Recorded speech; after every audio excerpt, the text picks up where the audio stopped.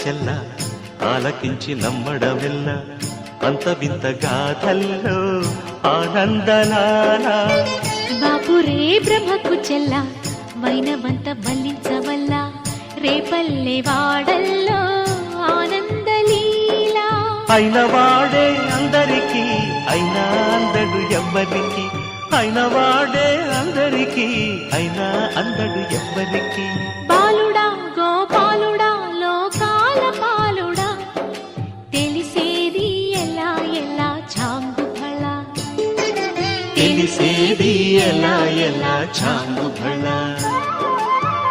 ఔరా అమ్మక చెల్ల ఆలకించి నమ్మడమెల్ల అంత వింత గాథ